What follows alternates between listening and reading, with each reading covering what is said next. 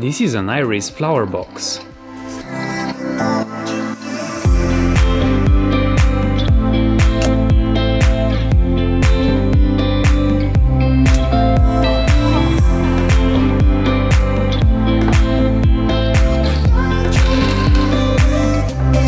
Now let's assemble it.